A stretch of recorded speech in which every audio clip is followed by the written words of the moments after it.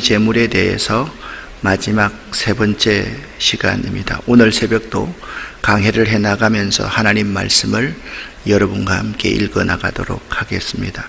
고린도전서 8장부터 10장까지는 우상에게 바쳐진 고기를 성도가 어떻게 취급해야 옳은가에 대한 질문을 하고 있습니다. 당시 고린도에서 모든 고기는 신전으로부터 말미암았는데 대부분의 고기가 신전에서 시장으로 나왔습니다. 이 우상에게 바쳐진 고기를 먹어도 되는가에 대한 질문에 대한 답을 8장, 9장, 10장에 걸쳐서 하고 있습니다. 오늘 10장에서는 우상의 제물의 문제와 관련하여서 조심해야 할 점들을 세 가지로 나누어서 언급하고 있습니다. 첫 번째는 우상의 제물을 잘 다루지 않으면 죄에 빠질 위험이 있다. 두 번째는 우상에게 드린 것을 영적인 문제로 자꾸 생각을 하기 시작하면 그렇다. 우리가 하나님 앞에 하나님께 드린 제물을 먹는 것과 마찬가지로 우상에게 드린 제물이 귀신과의 교제의 근거가 될 수 있다라는 것을 밝히고 있고, 마지막으로는 이 우상에게 드린 제물 이 자체가 선하고 악하다, 그 문제가 아니라 형제를 타락시킬 위험이 있다라는 사실을 경고하면서 결론적인 지침을 준다라는 것입니다. 그러니까 8장에서는 사람들의 영혼을 구하기 위한 자기 절제에 대해서 말을 했고, 9장에서는 사도의 근의와 절제에 대해서 말했습니다. 아무리 내가 누릴 수 있는 것이 다 있다 하더라도 공동체와 교인들을 위해서, 복음을 위해서는 내가 절제해야 된다. 그러니까 8장에서는 개인적인 절제에 대해서 말하고 있고, 9장에서는 지도자들이 그런 절제하는 모분을 보여주고 있고, 오늘 10장에서는 이것이 조심해야 될 부분인데 신앙적인 문제와 깊이 결부될 수가 있다라는 점을 우리에게 말씀하고 있는 것입니다. 먼저 1절부터 13절은 죄에 빠질 위험에 대해서 이야기를 합니다. 하나님은 은혜 가운데 그의 지혜를 따라 구약 성경을 주셨고, 그 내용 안에서 교훈을 얻는 것은 우리의 의무요, 우리들의 지혜입니다. 그러니까 지혜라는 것이 구약에서 뭐냐? 들을 수 있는 귀와 들을 수 있는 마음을 갖는 것이 지혜라고 그러지 않습니까? 그런데 이스라엘은 하나님의 은혜와 축복을 죄송합니다. 하나님의 은혜와 축복을 받았으나 하나님의 기뻐하심을 받지 못해 멸망당한 역사가 있습니다. 이 역사가 거울이라고 말씀하고 있습니다. 그들은 하나님의 은혜를 받았으면서도 탐심을 가졌고 우상 숭배를 하였으며 음행하였고 고의적으로 하나님을 시험하고 원망했던 역사를 가지고 있습니다. 이런 역사를 본받아서는 안 된다라고 말씀하고 있습니다. 먼저 10장 1절부터 8절을 세 번역으로 함께 읽어보겠습니다. 형제자매 여러분, 나는 여러분이 이 사실을 알기를 바랍니다. 우리 조상들은 모두 구름의 보호 아래 있었고 바다 가운데를 지나갔습니다. 이렇게 그들은 모두 구름과 바다 속에서 세례를 받아 모세에게 속하게 되었습니다. 그들은 모두 똑같은 신령한 음식을 먹고 모두 똑같은 신령한 물을 마셨습니다. 그들은 자기들과 동행하는 신령한 바위에서 물을 마신 것입니다. 그 바위는 그리스도였습니다. 그러나 그들의 대다수를 하나님께서는 좋아하지 않으셨습니다. 그들은 광야에서 멸망하고 말았습니다. 이런 일들은 우리 조상들이 악을 좋아한 것 같이 우리가 악을 좋아하는 사람이 되어서는 안 된다는 것을 우리에게 가르쳐주는 본보기가 되었습니다. 그들 가운데 얼마나 우상을 숭배했습니다. 성경에 기록하기를 백성들이 앉아서 먹고 마셨으며 일어서서 춤을 추었다 하였습니다. 여러분은 그들과 같이 우상 숭배자가 되어서는 안 됩니다. 간음하지 맙시다. 그들 가운데 얼마가 간음을 하였고 하루에 23,000명이나 쓰러져 죽었습니다. 아멘. 여러분, 6절 말씀을 보시면 역사는 그 우림을 우리에게 잘 말씀해 주고 있습니다. 그들이 그런 행위, 은혜를 받은 그들이 그렇게 해서는 안 된다는 것을 우리에게 가르쳐주는 본보기가 이스라엘 백성들, 우리 조상들이 되었다라는 것입니다. 여러분, 가만히 한번 생각해 보십시오. 5절과 6절을 다시 한번 제가 읽어드리겠습니다. 그러나 그들의 대다수를 하나님께서 좋아하지 아니하셨습니다. 그들은 광야에서 멸망하고 말았습니다. 이런 일들은, 그들이 광야에서 멸망한 이런 일들은 우리 조상들이 악을 좋아한 것과 같이 우리가 악을 좋아하는 사람이 되어서는 결코 안 된다는 것을 우리에게 가르쳐주는 좋은 본보기가 되었습니다 라고 말을 하고 있는 것입니다. 바울은 믿는 우리들이 이와 같이 죄에 빠질 위험이 있으므로 첫째, 유욕적인 것을 피해야 한다라고 주장을 하고 있습니다. 유욕은 즐길수록 고개를 들기 때문에 시초에 억제해야만 합니다. 예를 들면 이성의 유혹 같은 것은 그 당시 거기 가서 내가 이겨야 되겠다라고 생각하면 100% 집니다. 아예 그런 기회조차를 만들지 말아야자 이길 수 있다라는 것입니다. 마찬가지입니다. 이 경고가 제일 먼저, 유혹의 경고가 제일 먼저 나오는 이유가 있습니다. 그것이 많은 죄의 뿌리가 되기 때문일 것입니다. 둘째는 우상숭배를 피해야 하며, 셋째는 간음의 죄를 피해야 되고, 넷째는 주를 시험하지 말아야 합니다. 다섯째는 원망하지 않도록 주의해야 합니다. 원망이 주의 명령과 처분에 대항하는 비신앙과 배교가 될 때에는 무서운 죄가 됩니다. 그래서 초대교회는요, 원망의 문제가 생기면 모든 것을 내려놓고 그 원망의 문제를 위해서 지도자들과 교인들이 모여서 회의를 하게 되고 그 문제를 가장 중요한 문제로 다루었다는 사실을 우리는 사도행전 6장을 통해서 잘 알고 있습니다. 이 원망의 문제는 매우 큰 문제입니다. 비신앙과 배교와 원망은 항상 하나로 연합될 수 있다는 사실을 기억해야만 합니다. 9절부터 13절을 세 번역으로 계속해서 읽어보겠습니다. 그리스도를 시험하지 맙시다. 그들 가운데 얼마는 그리스도를 시험하였고 뱀에게 물려서 죽었습니다. 그들 가운데 얼마가 불평한 것과 같이 불평하지 마십시오. 그들은 파멸시키는 이에게 멸망을 당했습니다.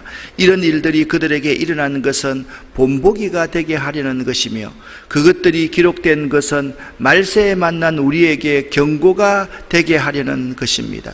그러므로 서 있다고 생각하는 사람은 넘어지지 않도록 조심하십시오.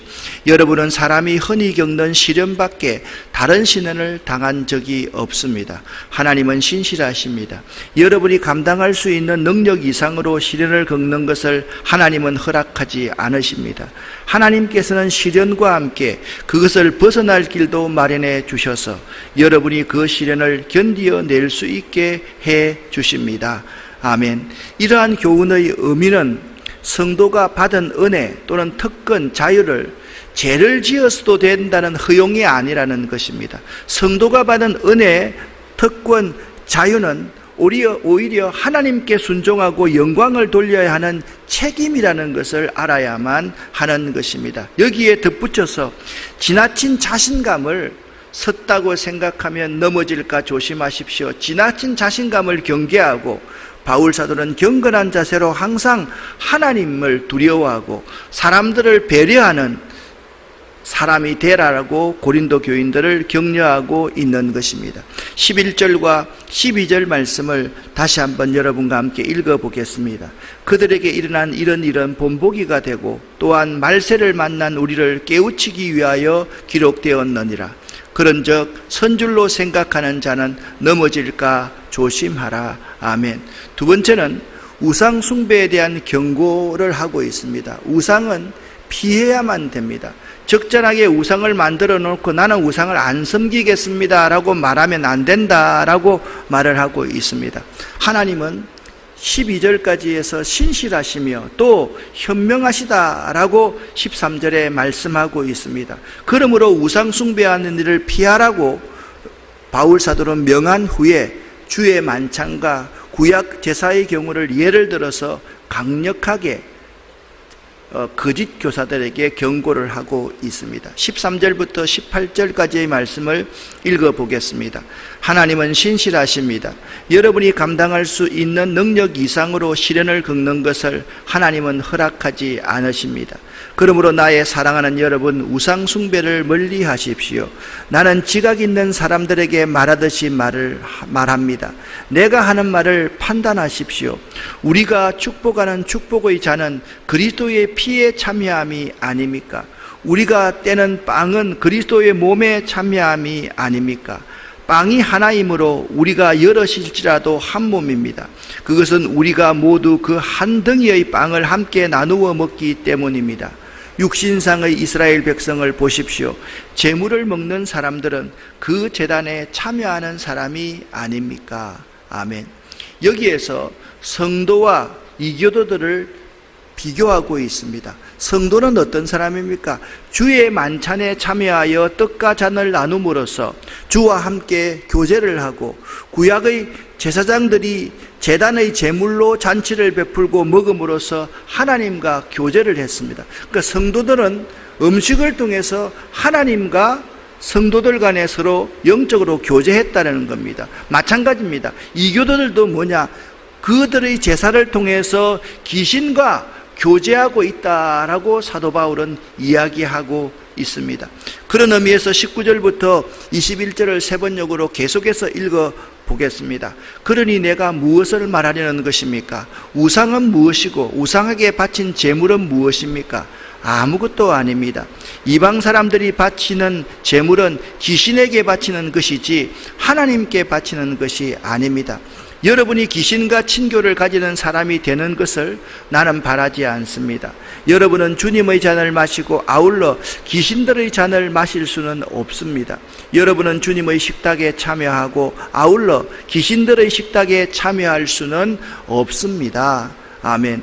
음식의 문제를요, 신앙의 문제와 결부시키면 이렇게 영적인 문제로 연결된다라는 것입니다. 그러니까 이 문제는 매우 중요한 문제인 것이죠.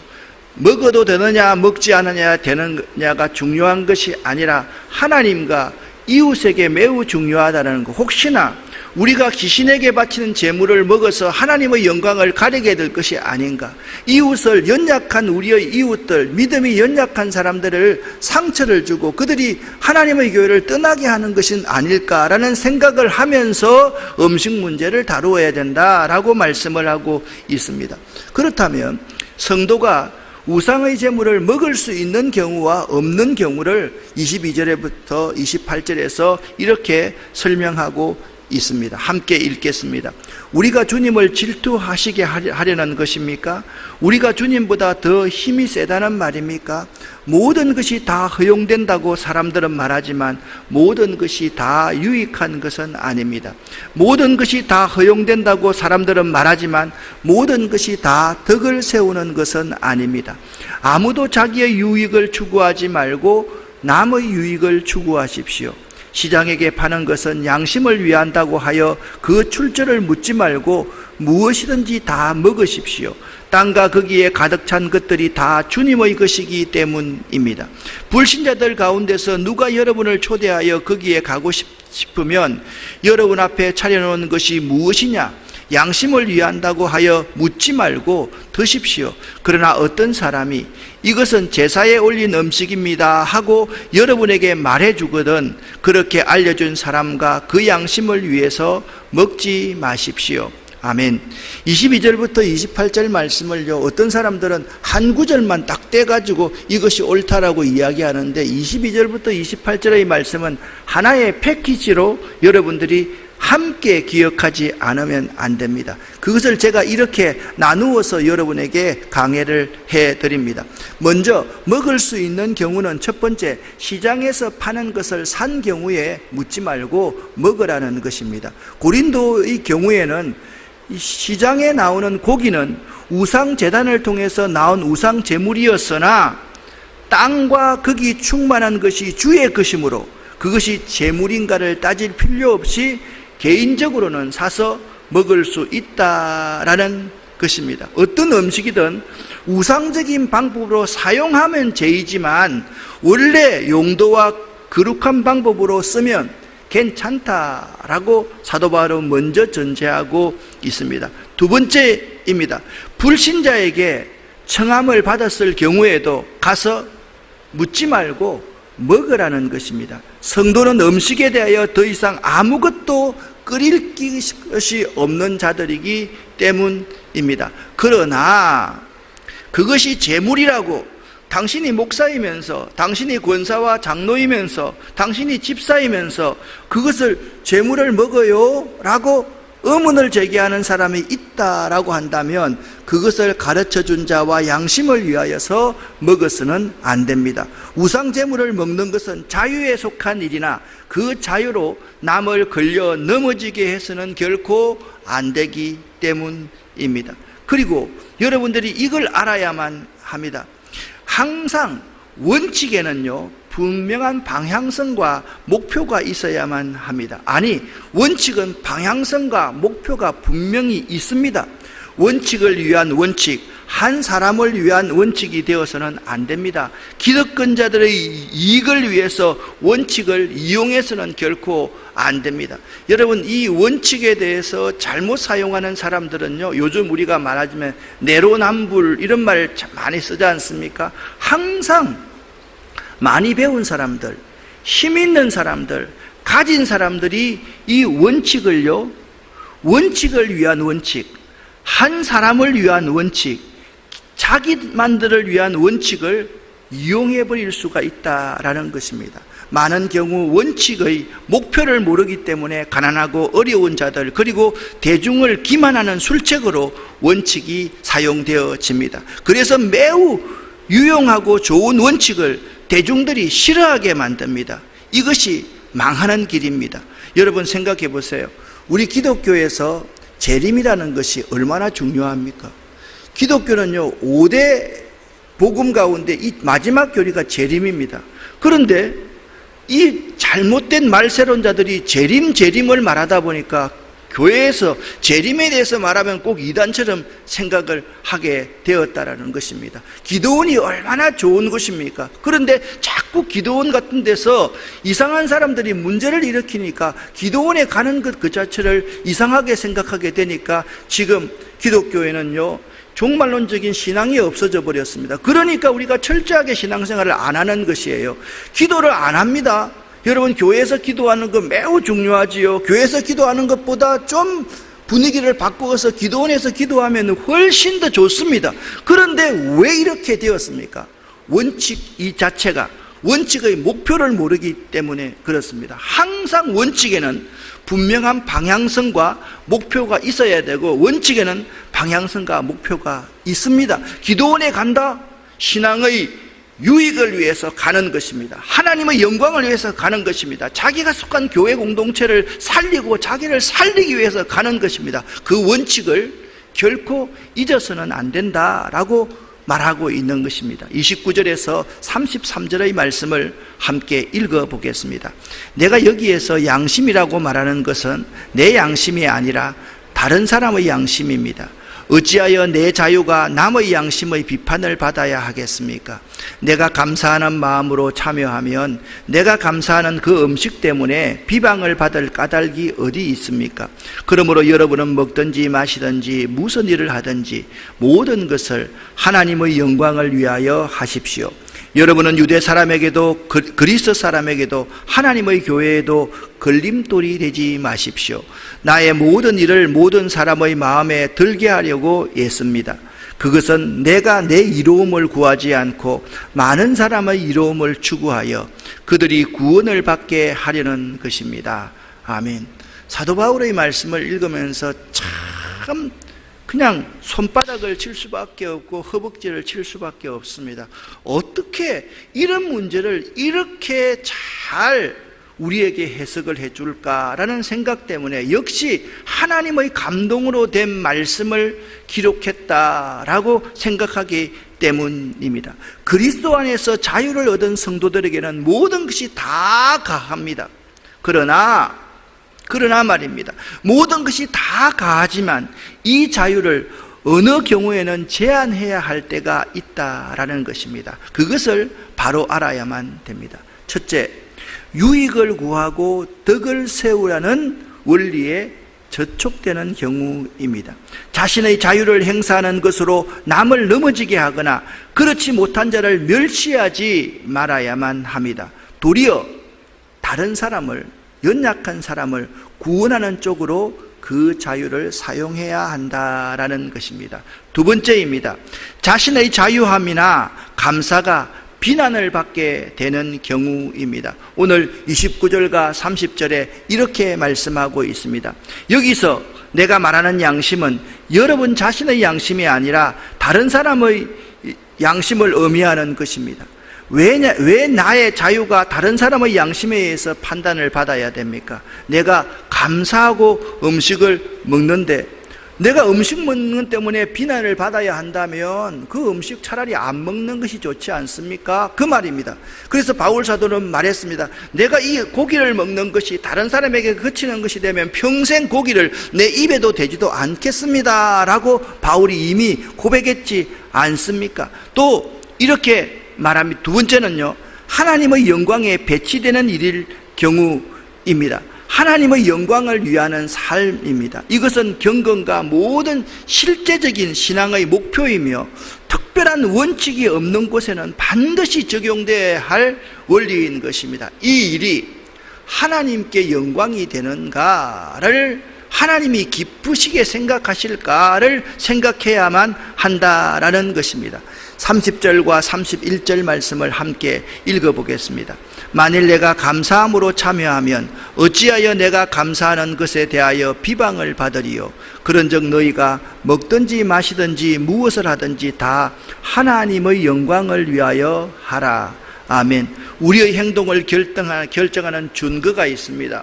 우리의 행동을 결정하는 준거는 우리의 기질이나 우리의 기호가 아닙니다. 우리의 행동을 결정하는 준거는 하나님의 영광과 이웃의 유익과 덕을 세우는 것이어야 한다라고 바울은 분명하게 못 받고 있습니다. 우리가 결정하는 모든 것이, 어떤 사람은 나는 옳다, 내가 옳은 말인데 왜 이 말을 못하게 하느냐라고 말을 합니다. 아닙니다. 우리의 결정의 분명한 준거가 있습니다. 하나님의 영광과 이웃의 유익과 덕을 세우는 것이어야 하는 것이다 라고 이 결론을 분명하게 생각할 수 있어야만 됩니다. 그 본으로 바울은 자기 자신의 예를 다시 듭니다. 여러분, 자기 자신의 예를 든다는 것은 쉬운 일이 아닙니다. 그것이 거짓 교사들에게 올무가 될 수 있기 때문입니다. 바울은 자신이 바로 그렇게 함으로써 다른 사람들에게 더 큰 축복을 가져다주고 많은 사람을 구원할 수 있었다라고 이렇게 말을 합니다. 유대인이나 헬라인이나 하나님의 교회나 그치는 자가 되지 마십시오. 나도 그치는 자가 되지 않으려고 그렇게 힘들게, 요즘 말하면 노동을 하였습니다 라고 말을 하고 있습니다. 나와 같이 모든 일에, 여러분 나를 본받으십시오. 나와 같이 모든 일에 모든 사람을 기쁘게 하여 자신의 유익을 구하지 아니하고 많은 사람의 유익을 구하여 그들로 구원을 받게 하라라고 말씀하고 있습니다. 사랑하는 여러분, 내가 옳다고, 교리가 이렇다고 주장하지 마십시오. 하나님과 연약한 이웃, 그리고 자신이 속한 공동체를 먼저 생각할 줄 아는 성숙한 신앙인이 되시기를 예수 이름으로 간절히 축복합니다. 기도하겠습니다. 살아계신 하나님 아버지, 내가 옳다고, 이것이 원칙이고 교리다고 주장하지 말고 하나님의 영광을 위해서, 이웃을 위해서 먼저 배려할 줄 아는 성숙한 저희들이 되기를 원합니다. 하나님,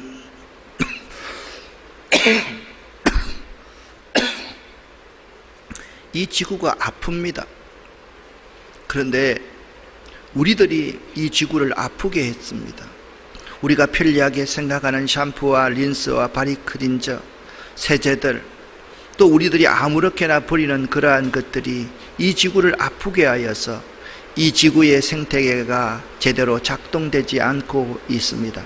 혹시나 이것도 우리가 나를 위해서 생각하지 않고 하나님과 이 우리 이웃을 생각하는 배려하는 마음으로 임할 수 있도록 도와주시옵소서. 오늘 하루도 하나님 우리 가운데 함께하여 주시옵소서. 새벽 제단을 쌓는 우리 모두의 기도를 들어서 응답하여 주시옵소서. 예수 그리스도 이름으로 축복하옵고 간절히 기도드립니다. 아멘.